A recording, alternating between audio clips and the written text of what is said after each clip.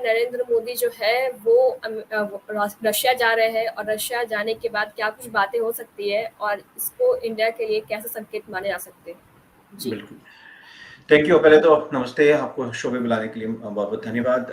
जी, ये बड़ा important visit है भारत के प्राइम मिनिस्टर पीएम मोदी का। पहली बार रशिया के प्रेज़िडेंट से मिलेंगे। अम, अ, जो यूक्रेन के साथ में उनका युद्ध हुआ उसके पश्चात, उसके बाद। अ, उनके पहले में दिसंबर 2021 में उनसे मिले थे मॉस्को में, और ये उनका 22nd एनुअल मीटिंग है। अच्छा, मैं बिफोर हम उसके पहले कि हम डिटेल्स में जाएँ ना, आपको उनका शेड्यूल बताते हैं, तो उसको आपको अंदाज़ा, श्रोताओं को अंदाज़ा आ जाएगा कि क्या मोदी जी का क्या 2 दिन का जो प्लान है। पहले तो वो करीब लेट शाम को मॉस्को टाइम वहाँ पे लैंड होने वाले हैं। उसके बाद में प्रेसिडेंट पुतिन ने उनके लिए एक डिनर, प्राइवेट डिनर का रखा हुआ है उनके लिए। फिर अगले दिन सुबह को प्रातः काल में वो भारतीय समुदाय से वहां पे मिलेंगे जो मॉस्को में बेस्ड हैं, रशिया में, तो उनको संबोधित करेंगे। उसके बाद में वो एक एग्जीबिशन पे एक स्टॉल पे जाएंगे, वहां पे देखा जाएगा कि एग्जैक्टली क्या वहां पे प्रदर्शन हो रहा है।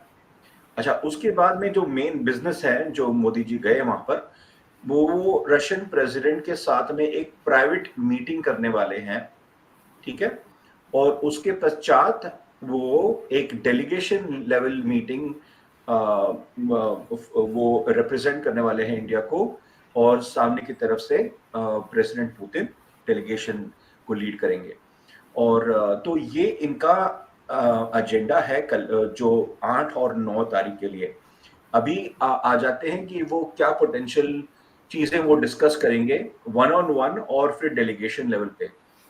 जी, तो अगर चाहते हैं कि वन ऑन वन में क्या क्या पोटेंशियल कॉन्वर्सेशंस होंगी उनके साथ में, मोदी जी के साथ में, पहले तो आई थिंक सबसे पहला जो एजेंडा होगा वो होगा जो यूक्रेन का वॉर जो चल रहा है उसमें रशिया भी फंसा हुआ है। उसमें काफी उनके जानी माली और इकोनॉमी पे काफी असर पड़ रहा है वॉर के सिचुएशन में। और अगर आपको याद हो तो पिछले महीने एक पीस समिट हुआ था यूक्रेन को सपोर्ट करने के लिए स्विट्जरलैंड में। उसमें काफी वेस्टर्न कंट्रीज जो यूक्रेन को ट्रेडिशनली सपोर्ट करती आ रही हैं, वो वहां पे उन्होंने उनको वहां पे पार्टिसिपेट किया था। और वहां पे भारत भी एक रिप्रेजेंटेटिव भेजा था उन्होंने। और ये काफी महत्वपूर्ण था इसीलिए क्योंकि इन्होंने एक जॉइंट स्टेटमेंट रिलीज किया जिसमें भारत ने हिस्सा नहीं लिया। उन्होंने ये कहा कि हम कोई भी जॉइंट वक्तव्य में हम नहीं साइन ऑफ करेंगे क्योंकि उसमें रशिया पार्टी नहीं है। ये नॉर्मली जॉइंट स्टेटमेंट होगा कोई भी पीस प्रस्ताव के ऊपर जब दोनों पार्टीज, वॉरिंग पार्टीज अवेलेबल हो और बातचीत के द्वारा ये प्रॉब्लम को सॉल्व किया जाए। तो उन्होंने रिफ्यूज किया और वो उन्होंने ये रशिया को ये भी बताया कि हम न्यूट्रल रहेंगे इसके अंदर, हम किसी का पक्ष नहीं लेंगे। तो ये भारत की क्रेडिबिलिटी को काफी बढ़ाता है रशियन आइज में और ऑल्सो वेस्टर्न आइज में, क्योंकि भारत एक इकलौता मुल्क है, कंट्री है जो वेस्ट का भी ट्रस्ट उनके पास हासिल है और रशिया का भी है। तो it is the only country जिनके पास वो सलाहियत है to create be an honest broker in peace. तो ये मेरे ख्याल से ये जो मीटिंग है ना, ये बहुत महत्वपूर्ण मीटिंग है क्योंकि वो जो पीस प्रपोजल जो पिछले महीने के मीटिंग में लिया गया उसको मेरा जो एनालिसिस है वो जाकर वो प्रेसिडेंट पुतिन के सामने रखेंगे और उनको अपनी खुद की एडवाइस, गुड एडवाइस देंगे उनको कि किस तरह से पुतिन साहब ने आगे बढ़ना है उस पीस प्रपोजल को लेकर, क्योंकि कोई भी साइड नहीं चाहता कि ये वॉर और आगे बढ़े। जी जी, इस पर एक बात ये भी सामने आ रही है कि इंडिया इस बात पे भी डिस्कशन कर सकता है कि जो इंडियन रशियन आर्मी में डिप्लॉयड है, अराउंड रिपोर्ट्स की माने तो 200 इंडियन जो है वो रशियन आर्मी में डिप्लॉयड है। तो जिस तरीके से इंडिया और यूक्रेन की वार चल रहा है, आपने कहा था कि यूक्रेन पीस समिट में इंडिया ने अपना साइन नहीं किया, इंडिया ने अपना समर्थन नहीं दिखाया। उन्होंने कई सारी बातें भी कही थी। उन्होंने साफ तौर पर कहा था कि ये 2 लोगों के आपसी मैटर है और जिसमें कि रशिया को इनवाइट नहीं किया गया था। तो ऐसे में कोई और कुछ भी कर ले तो प्रोडक्टिविटी ज़ीरो आएगी, रशिया को भी अपनी हामी भरनी बहुत ज़रूरी है। उस टाइम इन्होंने जो है इंडिया ने अपनी बात क्लियर रखी थी। इसके बाद अगर बात करें तो प्रधानमंत्री नरेंद्र मोदी दूसरी ओर पुतिन से कहीं न कहीं ये बातें भी कही है कि ये जो इरा है ये वार इरा नहीं है और इस वार को पुतिन से बातचीत करके कहीं न कहीं मोदी थमने की बात कर सकते हैं, क्योंकि 200 इंडियन भी जो है वो रशियन आर्मी में डिप्लॉयड है और इसको लेकर भी प्रधानमंत्री अपनी कंसर्न दिखा सकते हैं इस मीटिंग में। जी, जी, बिल्कुल। ये जो 200 जो भारतीय जो रशियन आर्मी में फाइट कर रहे हैं, मुझे मेरा जो जितना एनालिसिस है, मुझे ये लग रहा है कि काफ़ियों को जो कभी-कभी वो वहाँ पे पहुँच गए इल्लीगली, ये भी ऐसा है, एक परसेंटेज उनमें ये भी है कि जो इल्लीगली कज़ाकस्तान के थ्रू काफ़ी जो लोग वहाँ पे गए हैं, प्रिज़न्स में वहाँ पे जेलों में उनको बंद कर दिया इल्लीगल इमिग्रेशन के लिए। आपको पता है कि वहाँ के काफ़ी जो मुजरिम जो हैं वहाँ पे जेलों में, उनको फाइट उनके क्योंकि उनको लोग कम पड़ रही है फाइट करने के लिए, तो वो जिन जो जेलों में हैं उनको ये कॉन्ट्रैक्ट साइन करा के कि आप फाइट करोगे फ्रंट पे जाकर तो उनकी सजाएं कम होगी, या उस तरह का डील करके उस तरह से परसेंटेज ऑफ जो इंडियंस जो हैं जो इलीगल माइग्रेशन हुआ है उनको फ्रंट पे भेजा गया है, वो एक है। और दूसरे का कोई मर्सनरीज होते हैं जो पैसे लेकर जो फाइट करते हैं, एक परसेंटेज छोटा सा परसेंटेज वहां का भी है। तो हमें देखना पड़ेगा डिटेल्स कि कौन से कहाँ पे कैटेगरी में गए हैं, और उसको भी मोदी जी वहां पे एड्रेस जरूर करेंगे उनको इसका इशू। जी जी, एक तरफ जहाँ पुतिन का स्टेटमेंट आ चुका है, वहाँ के प्रेसिडेंट जो है रशिया के, उन्होंने स्टेटमेंट दे चुका है कि we are glad to welcome our dear friend prime minister Narendra Modi. तो एक तरफ पुतिन जो है वो हमारे प्रधानमंत्री को डियर फ्रेंड कह के जो है वो एड्रेस कर रहा है। दूसरी ओर इस मीटिंग को लेकर चाइना और अगर अमेरिका की बात करें तो खुश नहीं है, काफ़ी बौखलाहट है। तो ये बौखलाहट क्यों है? मतलब क्या इससे क्या आउटकम हो सकता है? क्या इससे चाइना के लिए मुसीबतें बढ़ सकती है इस मीटिंग के बाद? लेकिन अगर बात करें तो ये मीटिंग वैसे कुछ मतलब 2000 से ये मीटिंग ऑर्गेनाइज की जा रही है, एनुअल समिट 2000 से हो रही है। 22 समिट जो है वो होने जा रहा है रशिया और इंडिया में। इससे पहले 2019 में हुआ था, 20 में चूंकि कोविड था, फिर 21 में वार का इशू हो गया। मतलब ऐसे करते करते अभी 2024 में नई सरकार बनने के बाद जो है गवर्नमेंट जा रही है वहाँ पे बातचीत करने। तो इसको लेकर क्या इस मीट के बाद क्या दूसरे कंट्रीज की, चाइना की या फिर अमेरिका की मुसीबतें बढ़ सकती है, क्योंकि उसमें उनमें कहीं ना कहीं बौखलाहट दिख रहा है इस चीज को लेकर। जी, जी, बिल्कुल, बिल्कुल। और स्पेशली चाइना, अगर आपने देखा होगा तो एससीओ मीटिंग जो अभी हो रही है अस्ताना में, कज़ाकस्तान में, उसमें मोदी जी क्योंकि जो मॉनसून सेशन जो है पार्लियामेंट का उनका अभी हुआ है, तो उसकी वजह से वो नहीं जा पाए वहाँ पर। तो उन्होंने डॉक्टर जयशंकर को भेजा है वहाँ पर। तो उन्होंने वहाँ पे जो अनईज़ीनेस जो चाइना स्पेशली के थ्रू दिखा गया है, वो काफ़ी अपैरेंट है कि भाई वो कंफर्टेबल नहीं है, वो कंसर्न्ड है, ठीक है? और ज़्यादा इम्पोर्टेंट जो बात है इंडिया के लिए कि जब अब प्राइम मिनिस्टर मोदी वहाँ जी जहाँ पर जाएँगे वहाँ पर, तो एक जो मिलिट्री एस्पेक्ट पे जो वो जो रशियन इंडिया से पोटेंशियल बात करेंगे, वो है SU-57 fifth generation fighter aircrafts को जॉइंटली बनाने का। ये बहुत इंपॉर्टेंट स्टेप होगा। और जो S-400 जो एयर डिफेंस सिस्टम्स हैं, ये जो दो सिस्टम्स हैं मेरे एनालिसिस में, इस पे अगर बात बढ़ेगी तो फिर इंडिया को फायदा जरूर होगा अगर वो इंडिया कंसिडर करेगा SU-57 प्लेटफॉर्म। तो ये चाइना के लिए बड़ा कंसर्न है, क्योंकि उनका भी जो स्टेल्थ एयरक्राफ्ट का जो मैच जो होगा fifth generation, pure fifth generation, जो रफाल है वो 4.5 जनरेशन का है हमारा। तो SU-57 रशियन टेक्नोलॉजी भी काफी बहुत अच्छी है। हमारे पास जो SU-30 जो है MKI, जो फाइटर जेट्स हैं सुखोई, ठीक है, तो वो चाइनीज के लिए बड़ा कंसर्न होगा। तो ये जो पोटेंशियल दो चीजें हैं ना, वो चाइना को और अपसेट कराएंगी मेरे हिसाब से। जी, आपने कई सारे ऐसे जो पॉइंट्स हैं वो बताए आपने, जिसको लेकर इंडिया और रशिया के बीच में बातचीत हो सकती है। और भी कई सारी बातें निकल कर के आ रही है कि अगर कई सारे रीजनल और नेशनल इंटरनेशनल मुद्दों पर ही बातचीत हो सकती है। इसके अलावा आपके ध्यान में ऐसा कुछ हो जो कि महत्वपूर्ण हो और जो डिस्कशन शायद इस मीट में हो सकता है?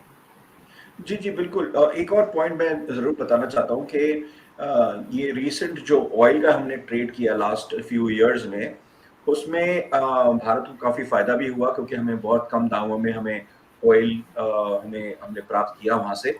जी, इस पर तो मैं भी बोलना चाहूँगी कुछ कि भारत जी, को काफ़ी फ़ायदा हुआ, काफ़ी डिस्काउंट प्राइस में जो रशिया से ऑयल जो है भारत ने इंपोर्ट किया। इसको लेकर पाकिस्तान भी शोर करता नज़र आ रहा था कि हमें भी जो है डिस्काउंटेड प्राइस में ऑयल मिल रहा है रशिया से। लेकिन इसके बाद रशिया ने साफ किया कि पाकिस्तान को किसी भी डिस्काउंटेड प्राइस में ऑयल नहीं मिल रहा है। तो ये काफ़ी फ़नी चीज़ हुई थी बीच में, लेकिन फिर इस पर जो है रशिया की तरफ से वहाँ स्टॉप लगा दी गई कि नहीं, ऐसा कुछ नहीं हुआ है। जी, जी, अब आप कंटिन्यू करिएगा क्योंकि सडनली मेरे दिमाग में ये चीज़ आ गई थी। नहीं, नहीं, और जो फनी पार्ट वो नहीं है एक्चुअली श्रुति जी। फनी पार्ट तो ये है कि उनके पास वो ऑयल रिफाइनरी नहीं है। जो क्रूड ऑयल जो रशिया से आता है वो काफी वो प्योर नहीं होता। जो सऊदी अरेबिया का जो ऑयल होता है वो काफी प्योर क्वालिटी का होता है, तो उसको प्रोसेस करने के लिए काफी आसानी होती है। रशिया का जो क्रूड होता है ना ऑयल, तो काफी उसके अंदर इम्प्योरिटीज होती हैं। तो उस लेवल के जो रिफाइनरीज पाकिस्तान में है ही नहीं। तो इन्होंने खरीद तो लिया, पर उसको प्रोसेस करने के लिए जो रिफाइनरीज जो भारत के पास हैं, उनके पास है नहीं। तो पता नहीं उनका कोई नामो निशान नहीं है कि उन्होंने वो ऑयल का क्या किया। शायद उन्होंने वो मार्केट में इंडिया को ही एक्सपेंसिव दामों में बेचा होगा, जो इंडिया के पास हमारे रिलायंस के रिफाइनरीज हैं।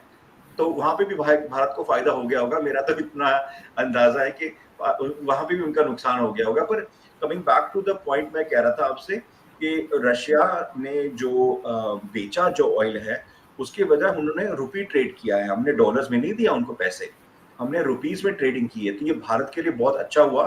पर उसमें ये बात होगी कि रशिया के पास बहुत सारे रुपीस जमा हो गए, मतलब हमारे जो बैंक है ना, स्टेट बैंक ऑफ इंडिया में, क्योंकि उन्होंने बेचा तो वो रिजर्व हो गए हैं ना, क्योंकि उन्होंने उनके अकाउंट में चला गया है।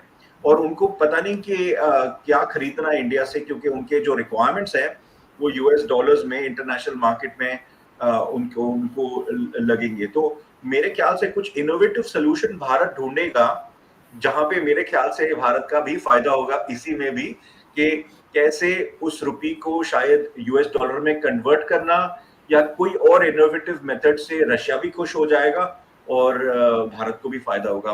आपने देखा कि इट्स अ मास्टर स्ट्रोक जो ऑयल खरीदा। तो मुझे मेरे एनालिसिस में ये भी कुछ मुझे आशा है कि यहाँ पे भी कुछ करामात दिखाए हमारा प्राइम मिनिस्टर, हमारा नरेंद्र मोदी जी।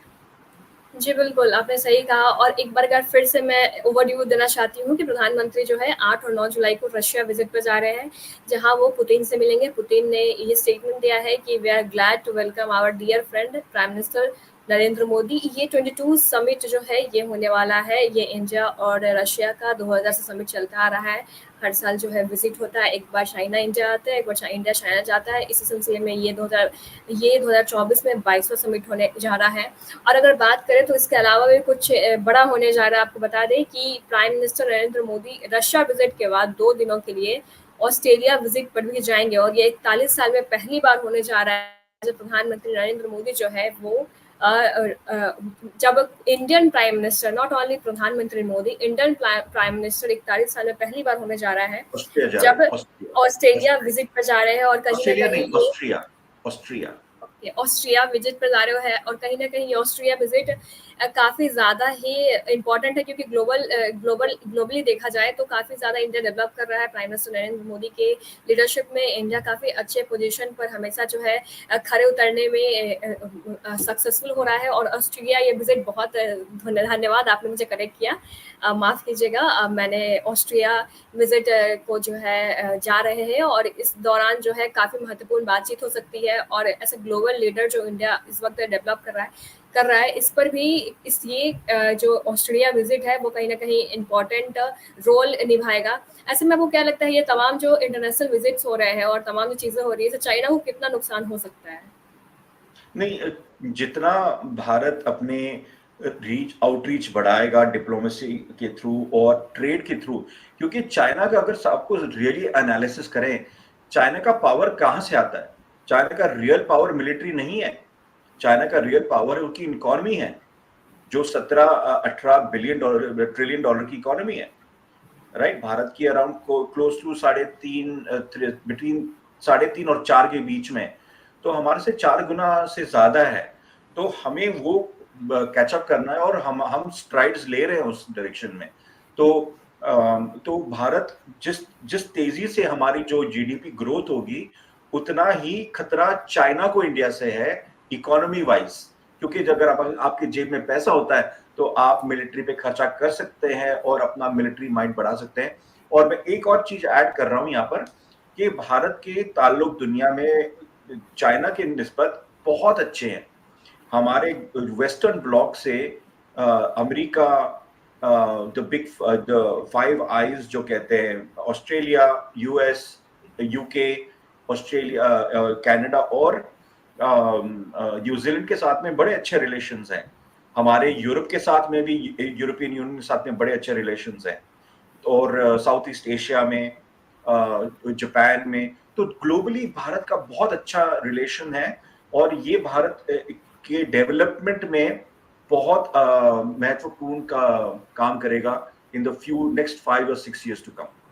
जी जी बिल्कुल, तो हमने आज बातचीत की कि कैसे इंटरनेशनली और ग्लोबली इंडिया जो है एक ग्लोबल लीडर बनता जा रहा है, और साथ ही साथ रशिया विजिट कितना ज़्यादा इम्पोर्टेंट है इंडिया के लिए और रशिया के लिए, और ग्लोबली क्या ये एक संकेत देगा ग्लोबल लीडर्स को। और अगर बात करें तो कहीं ना कहीं यूक्रेन समिट में इंडिया ने अपना साइन नहीं किया था, डिप्लोमेटिक वे में अपनी बातें रखी थी। और दूसरी ओर जो इंडिया के प्राइम मिनिस्टर नरेंद्र मोदी है वो रशिया में भी बातें कह रही है कि इरान वार का नहीं है, तो कहीं ना कहीं इंडिया अपने दोस्ती को मेंटेन करके इस वार को रोकने की कोशिश भी जरूर करता नजर आ रहा है। हमारे साथ जुड़ने के लिए बहुत बहुत धन्यवाद लेवी जी, आपने अपनी बातें रखी और साथ ही साथ हमारे ऑडियंस को बताया है कि अपकमिंग जो प्रधानमंत्री नरेंद्र मोदी का रशिया विजिट है वो कितना इंपॉर्टेंट होने वाला है। बहुत बहुत शुक्रिया हमारे साथ जुड़ने के लिए। बहुत शुक्रिया।